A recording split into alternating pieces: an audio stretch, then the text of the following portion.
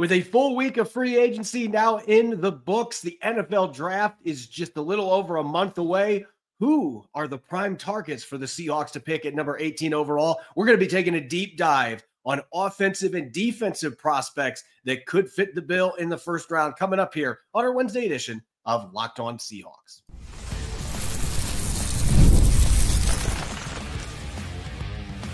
You are Locked On Seahawks, your daily Seattle Seahawks podcast, part of the Locked On Podcast Network, your team every day. Greetings, 12. This is Corbin Smith, host of the Locked On Seahawks podcast, your daily Seahawks podcast, part of the Locked On Podcast Network, your team every day. Glad to be joined here on this wonderful Wednesday by my co-host in crime, Rob Rang. And a special thanks to each and every one of the 12s tuning in.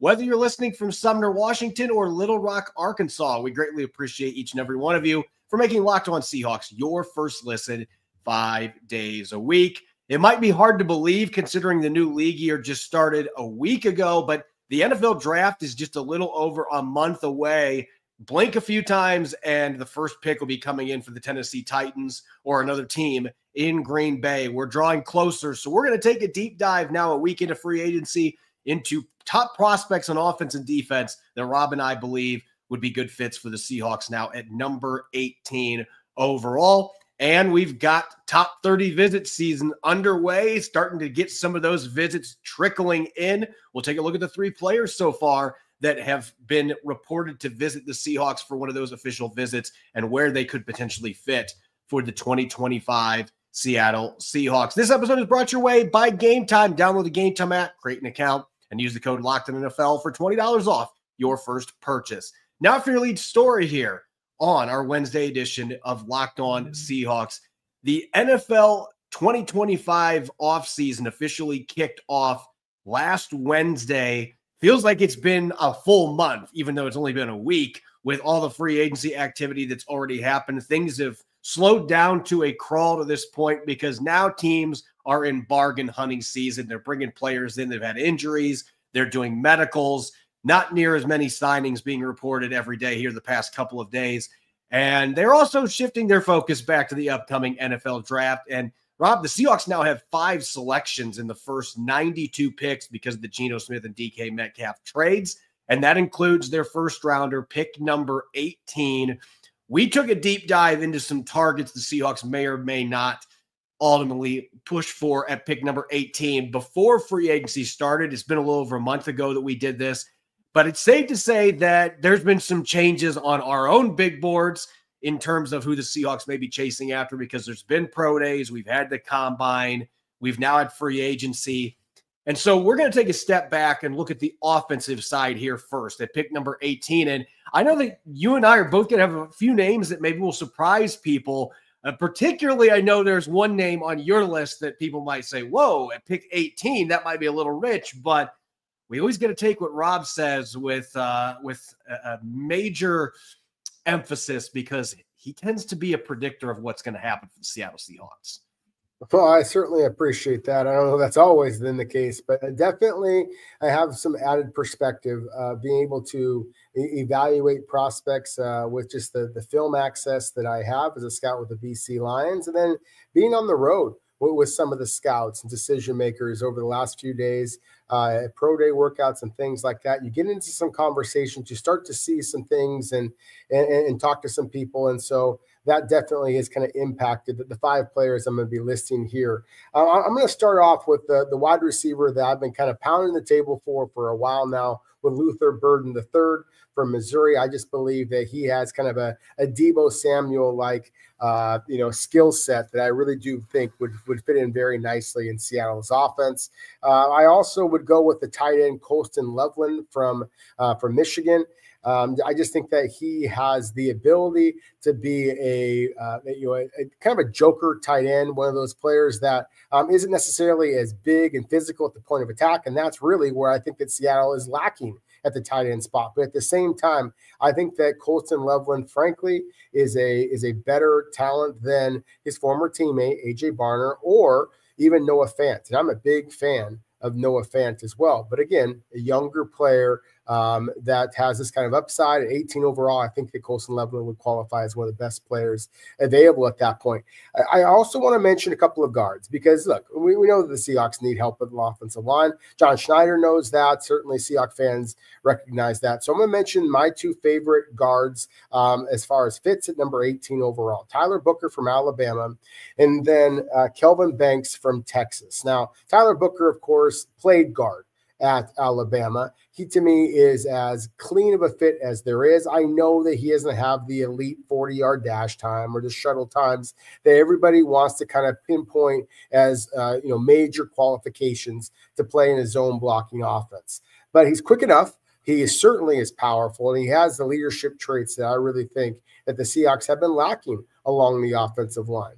I would rather that player not be a rookie that is going to be your new kind of sheriff in the locker room, so to speak, for the offensive line. But I do believe that Seattle is kind of lacking that guy. And so I think that Tyler Booker can be that type of a player. Kelvin Banks is actually the player that I have the Seahawks selecting at number 18 overall in the recent mock draft I have for FoxSports.com. And he's a player that I think would make an awful lot of sense. He's a 3-year starter at the left tackle position for Texas.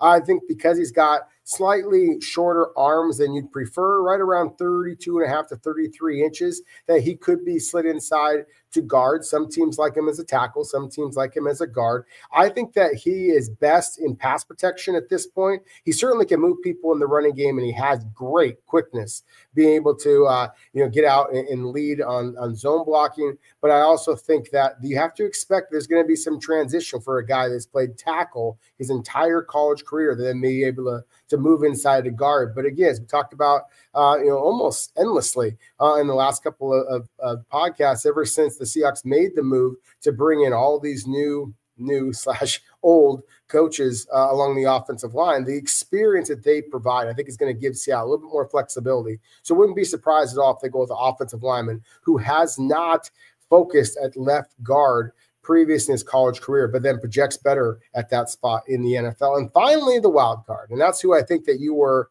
kind of referencing a moment ago. Tyler Shough, the quarterback from Louisville, and previously at Oregon and Texas Tech as well.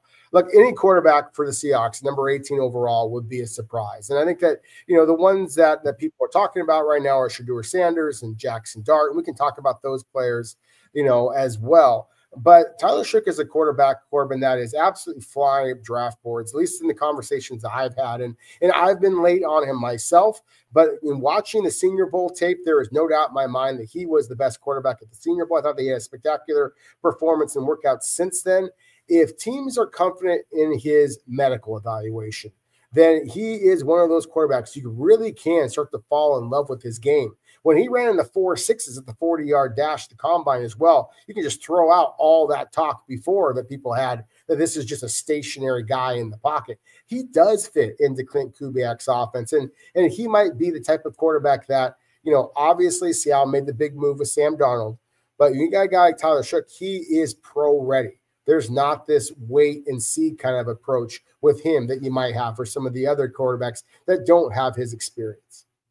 And we'll talk more about him later, kind of hinting into the third segment. But as far as my top 5 fits on offense, went a little bit different direction in some regards than what you did. But let's talk receiver, because there's a couple guys in this group that I think could make sense at 18. Burden's one of them. For me, Matthew Golden, the speedster from Texas.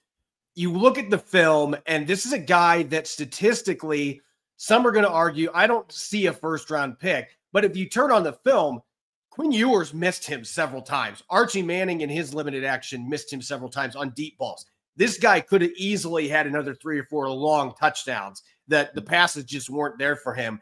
He has legitimate 4.29 speed. We watched him absolutely book at the combine. He runs that fast on the field. And even though Seattle did bring in Marquez Valdes-Scantling, that's not your long-term answer in terms of being a field stretcher. Matthew Golden could be. So that's a player at 18 that I think makes a lot of sense. And then if you look at the tight end position, you mentioned Colston Loveland. He'd be a nice consolation prize. But to me, if Tyler Warren, I don't know if he falls to 18. He might be going to the first 10 picks. But I think Tyler Warren is the perfect all-around tight end for a system like Clint Kubiak's, because he can inline block. He can play fullback if you want him to. He can play as an H-back. He can play out of the slot. He can catch and create after the catch. You can run some really good stuff down the seam with him. He's got some big playability. Tyler Warren is the number one tight end in this class. If he somehow is there at 18, I think the Seahawks are going to have a really hard time passing up on that opportunity. As for the other three players on offense that I think make a lot of sense, Josh Simmons, he's kind of in that same mold for me as you had with Kelvin Banks, whereas I think that Simmons is very, very capable of playing tackle at the next level, and Seattle could draft him as that. And maybe Abe Lucas slides into guard. In this system, it would make more sense than the previous offense to do that. But Josh Simmons is coming off a significant injury that cost him most of last season. When he's healthy, though, if he didn't have that injury, he's probably way gone before the Seahawks are up at 18. There's a chance he's there, though, because of that injury. That could be a guy that is a top 10 caliber player that sinks a little bit, and you can take advantage of it. And look, Charles Cross and Abe Lucas, they've got 1 year left in their respective deals. So a tackle that can play guard or a tackle just in general wouldn't be as big of a wild card, I think, as some people realize. And there's a couple other players I think that make some sense here on offense for the Seahawks. For me, I like Gray Zabel, the offensive lineman from North Dakota State. I know some people might say that's a little rich, but this guy's played all over the offensive line. He was dominant at the Senior Bowl, had a really good combine. Just strikes me as a guy that's going to come in pro-ready. And Arizona, I always butcher the name, so I apologize in advance. Jonah Savine from Arizona, the big tackle. He, to me, is a guard at the next level. He's played tackle for the Wildcats, but I think he is a really good fit as a zone blocking guard in the National Football League. We've seen the athleticism that he put on display at the combine. He is another one that's played tackle that I think sliding inside would make a ton of sense. And I would be thinking pick number 18 potentially. And he could still be a guy that could move back out to tackle at some point too. But to me, he is a mid-first round, late first round caliber player coming out of Arizona. When we come back, we've got a bunch more prospects to break down. Like, Rob, you and I could talk offensive players for 45 minutes, but we've got defensive prospects at pick number 18 that could make a ton of sense for the Seahawks to select. We're going to dive into that coming up next here on our Wednesday edition of Locked On Seahawks. This episode is brought your way by our friends at Game Time. Imagine watching your favorite team live, feeling the energy of the crowd, and witnessing unforgettable moments. There's nothing like experiencing a big game in person. Getting tickets shouldn't be stressful. That's where Game Time comes in, making it easier than ever to grab last-minute seats at unbeatable prices. Curation makes it easier to find better value for tickets to sports, concerts, comedy, theater, etc. I just checked the Game Time app a few minutes before we went on for our show, and there are some amazing deals on some huge matchups coming up in the college basketball tournaments. Super deals with the lowest price guarantee. Game Time is going to credit you 110% of the difference if another company beats their price. And it gives you some peace of mind as well. Seat views before you buy, no surprise fees, and a lowest price guarantee you can book with total confidence. Take the guesswork out of buying tickets with Game Time by downloading the Game Time app, creating an account, and using the code LOCKEDONNFL for $20 off your first purchase. That's LOCKEDONNFL for $20 off. Download Game Time today. Last-minute tickets, lowest price, guaranteed. Welcome back to the Wednesday edition of Locked On Seahawks. This is your host, Corbin Smith. He's Rob Rang. A special thanks to all the 12s who are listening in, and thank you, as always, for making Locked On Seahawks your first listen 5 days a week. We greatly appreciate it.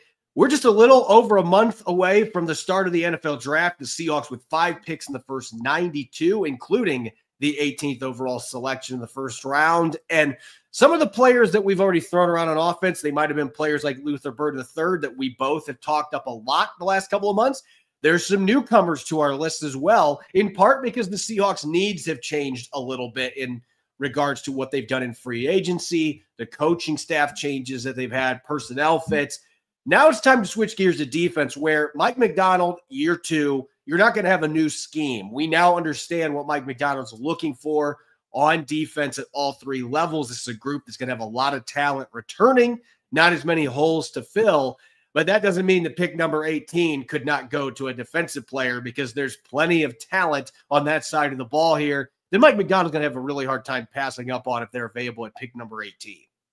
Yeah, that's the thing. think we all recognize the fact that Seattle's biggest area of concern still along the offensive line, and maybe another pass catcher, whether it be at the wide receiver or tight end positions. But that said, John Schneider is always going to be focusing on the best player available. He said it himself here recently that he was not going to be, allocating a whole bunch of funds to an average guard when there's a good defensive tackle out there. And I almost wonder if that was like kind of a Freudian slip in some way, because that could wind up being exactly the case that unfolds at number 18 overall if there is a big, talented defensive tackle that happens to fall into their lap. And you took one of the players on your list as a guy that I thought about considering, but I'll mention a couple of other ones. And one of them being Derek Harmon, the big defensive tackle from Oregon that I highlighted in yesterday's show, having just gone to the Oregon Pro Day. And again, when you see this young man in person, I mean, he is just a physical monster. And he is the type of guy that I think that the Seahawks are always going to prioritize when you look at guys that just kind of play the physical brand of football that Mike McDonald is known for. So Derek Harmon, 6'5", 320 pounds, his ability to play inside as well as slide outside because he's got some burst to him. To me, he's an interesting one. I'll mention another guy that has a similar type of a frame, but is even more consistent and more of a pass rush threat. And considering that he's got kind of a roly-poly kind of a frame at 6'3", 325 pounds, Tyleik Williams from Ohio State is another guy who just plays with the passion that I think that John Schneider has always prioritized. That would be one of the biggest concerns I have about the aforementioned Derek Harmon is that he is a little bit up and down. He's a little bit surly. And frankly, I think that kind of fits with the Seahawks. But at the same time, I also don't know that he is one of those self-starters. Tyleik Williams is a self-starter. And so for a guy that is as big as he is, he can be kind of a leader in the clubhouse, so to speak, that I really think that the Seahawks are going to prioritize guys like that. And I just recognize the fact that both those two players are guys that you're not going to see in a lot of first-round mock drafts. But again, we know the way that John Schneider has always operated. He is going to follow his own board rather than follow the draft analysts like myself or others out there and who they think that the Seahawks should select. So balancing out for those two guys, I'm going to be mentioning a couple other players that, again, I don't think are necessarily huge positions of concern for the Seahawks, but I just think that you're talking about players that would make some sense because of depth concerns and because they might qualify as the best player available. And I'll mention two cornerbacks, actually, specifically. Jahdae Barron from Texas, who doesn't have the size that most people associate with the Seahawks. At 5'11", 195 pounds, he's actually pretty small, but at the same time, he punches above his weight class.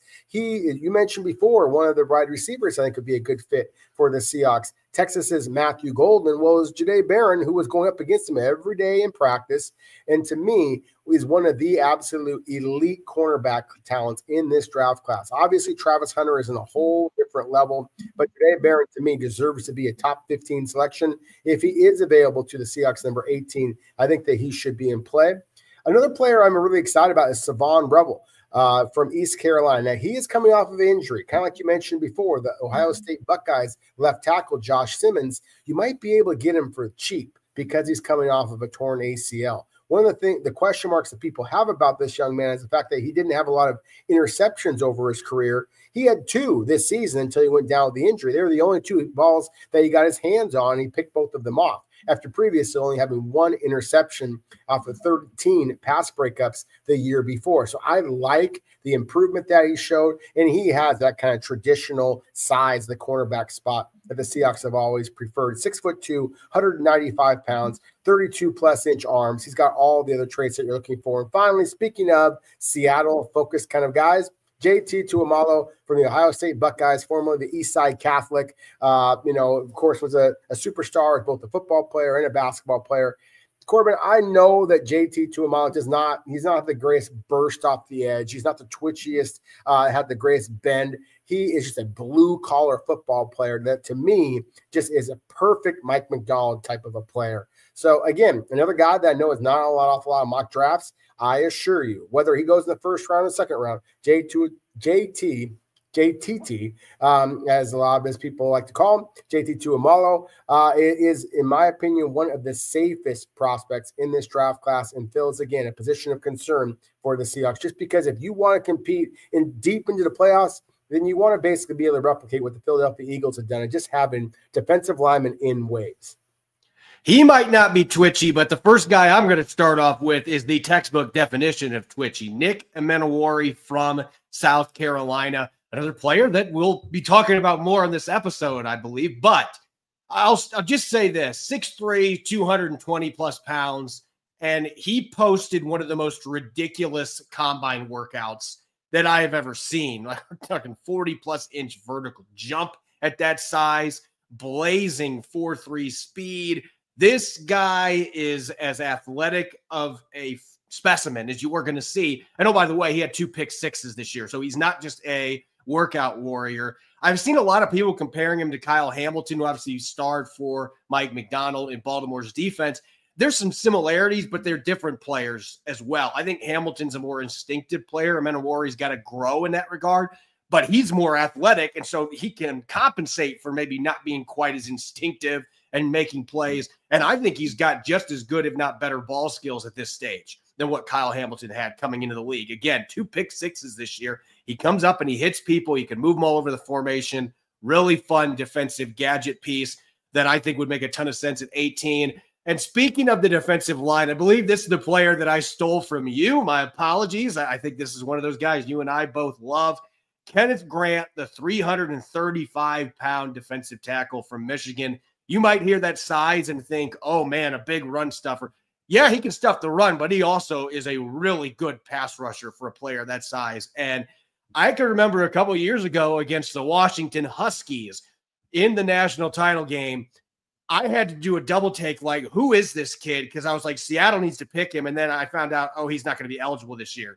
Kenneth Grant is a player that I've had my eyes on for a long time. They've got another really good defensive tackle in Mason Graham that's going to go earlier in this draft. But I almost wonder if Kenneth Grant has a higher ceiling of those two players because of his size, what he's able to do, the penetration ability. He is a really athletic guy for that size, and he's an every down defensive tackle, which you just don't see at that build. So if he's there at 18, I've seen some people mocking him in the second round. I'd be stunned if he gets out of the first round with those athletic traits, being a defensive tackle that can rush the passer. He's a player that makes sense. Nick Scorton, we've talked about Shamar Stewart on this show at Texas A&M, but he wasn't the most productive edge for the Aggies. And Nick Scorton is not much smaller. We're talking about another guy that's 270 plus pounds. They've got some of these big-bodied, really athletic ends. Scorton had better pass rushing production at the college level than what Shamar Stewart did. I think Stewart goes earlier than 18 because of the athletic freak and the upside there. But Scorton is a player. The Seahawks have some questions beyond this year at the edge position. I think Scorton could come in and compete with everybody they've got on that defensive line right away, and it has a pretty high ceiling there. And 2 other defenders that I think make a lot of sense for the Seahawks at pick 18. Mykel Williams, the edge from Georgia. He was not healthy most of last year. We might be talking about a top 10 pick if he was healthy, but he was playing through an injury. His numbers were not as good for the Bulldogs last year. We're still talking about a really long, athletic, productive player. And Donovan Ezeraku from Boston College. You want to talk production, finished second in the college football in sacks.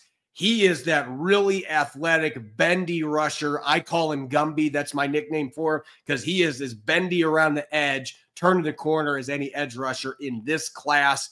Has been incredibly productive. And he is a high character guy as well. Bill O'Brien has raved about him, former NFL coach, Super Bowl winner.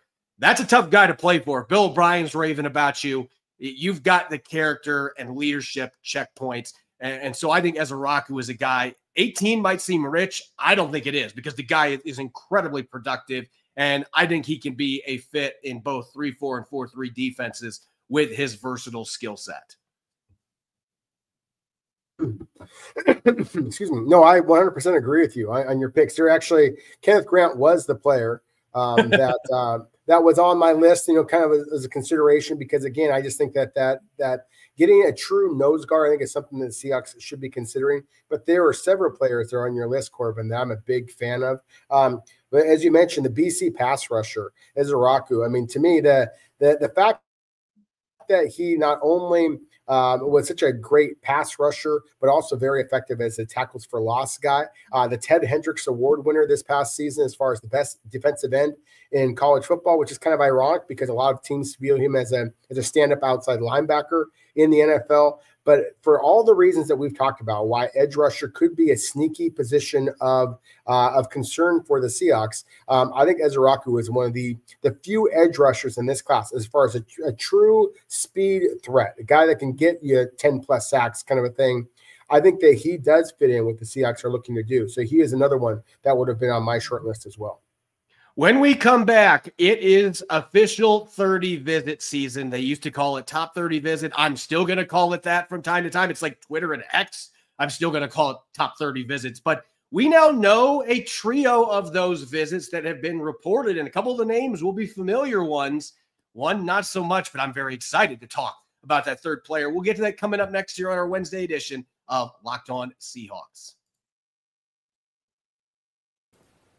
The NCAA tournament is here, and so is the bracket breakdown. Locked On Podcast Network and Amazon Fire TV channels are teaming up to deliver NCAA tournament coverage like never before.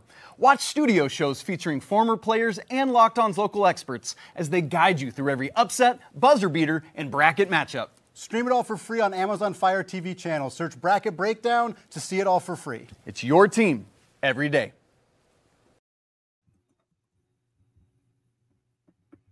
Welcome back to the Wednesday edition of Locked On Seahawks. I'm your host, Corbin Smith. Glad to be joined, as always, by my co-host in crime, Rob Rang. And a special thanks to each and every one of the 12s listening in. Thank you, as always, for making Locked On Seahawks your first listen 5 days a week. We greatly appreciate it.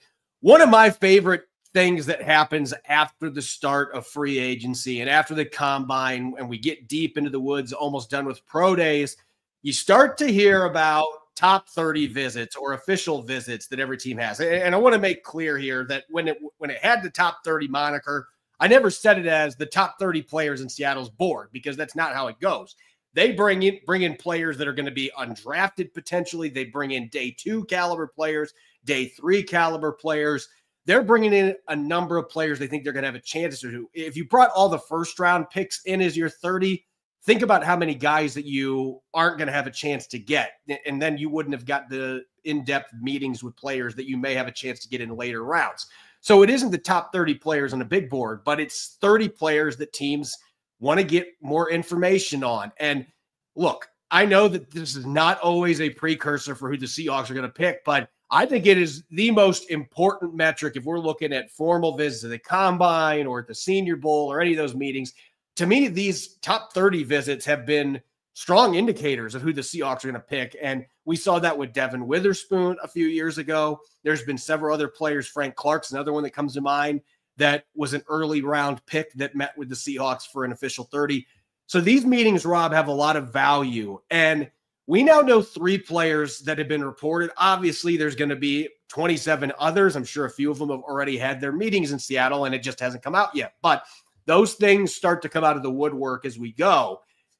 And 2 of the names that have cropped up, we've already talked about it. I want to start at the quarterback position with Tyler Shook, who started his college career at Oregon like 15 years ago. And then he transferred to Texas A&M and then transferred to Louisville. And I make the jokes about that. He had some injuries, and that was the big reason that he was in college as long as what he was. But Tyler Shook is going to turn 26 years old in September. Sam Darnold is 27 right now.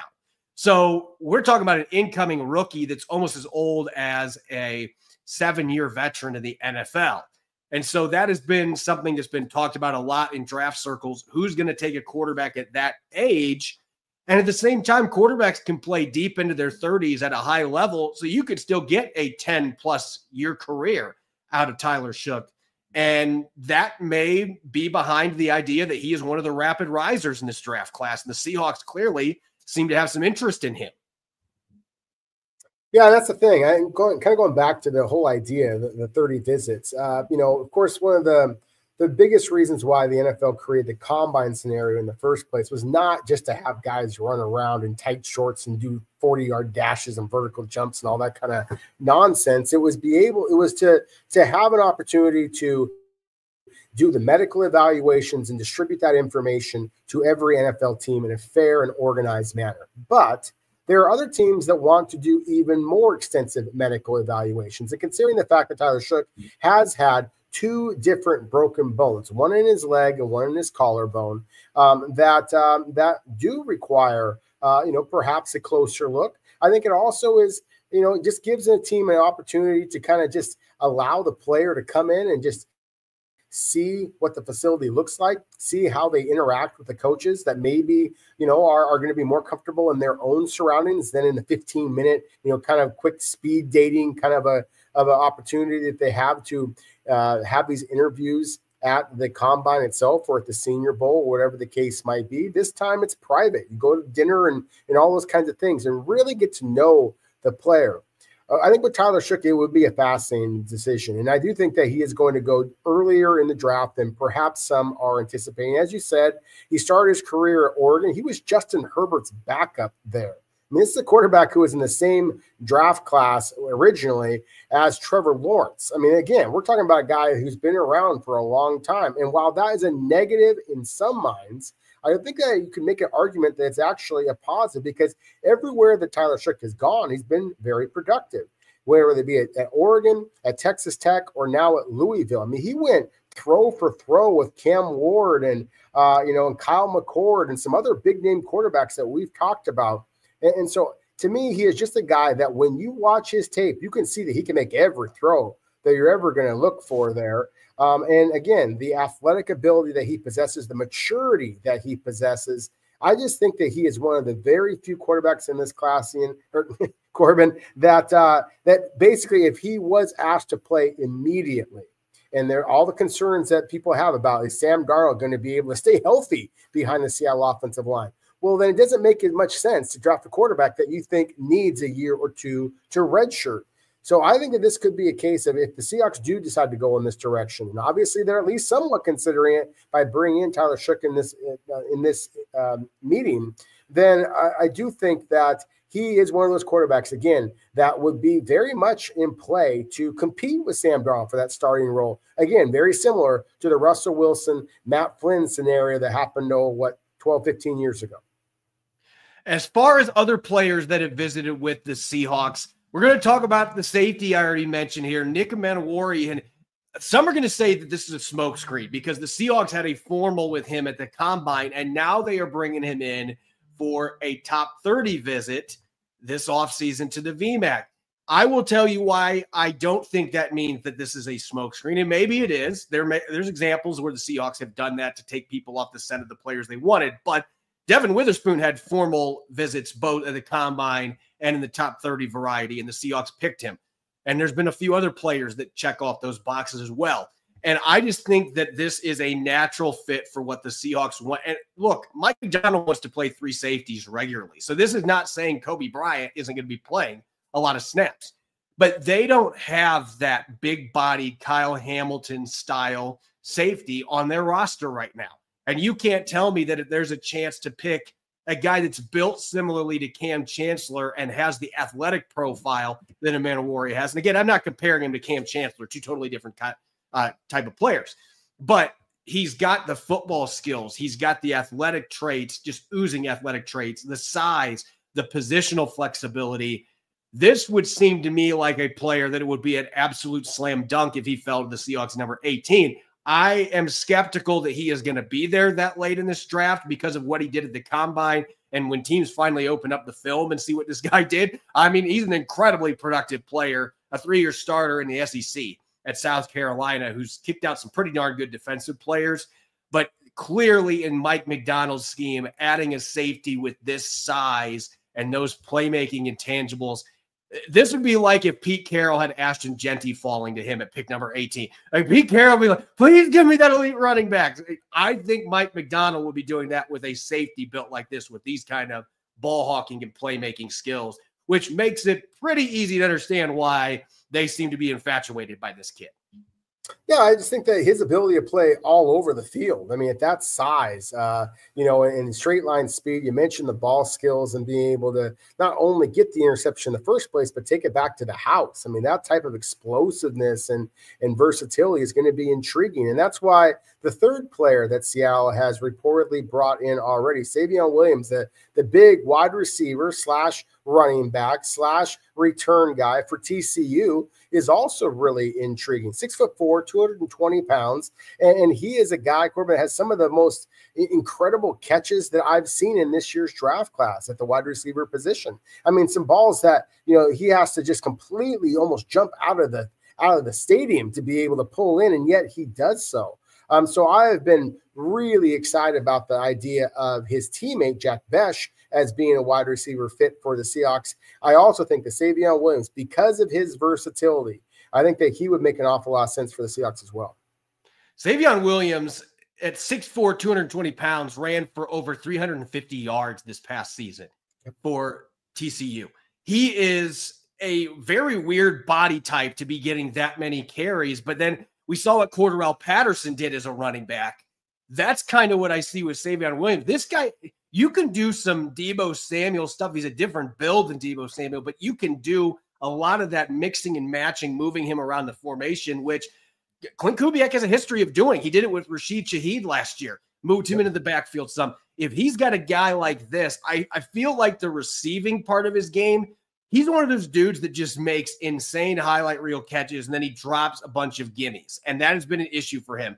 He last year had 3 drops in TCU's opening game, and they were all right in his hands. So he has focus drop issues, and that is something that I think is going to cause him to probably be a late second, third round selection in this draft. But the fact that he's a dynamic kick returner and punt returner possibility on special teams, you can mix him into your run game with jet sweeps out of the backfield. He can be like Cordarrelle Patterson, and you can make him a running back at that size.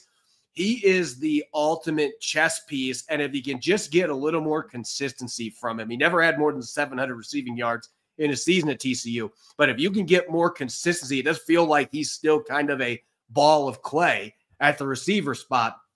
If you have the right coaching staff that can mold that and play to his strengths, he created a ton of yardage after the catch because of that tackle breaking ability. He had a game that he forced 10 missed tackles on 7 carries out of the backfield this year. So we talked so much about Seattle needing somebody that can create with the football in their hands. Savion Williams is as good as any receiver in this draft class at doing that, both as a runner and a receiver. There's just some inconsistencies and some development that needs to happen to his game, but he is undoubtedly one of the more intriguing receivers and maybe has one of the top ceilings in this group because of all the different things that he can do.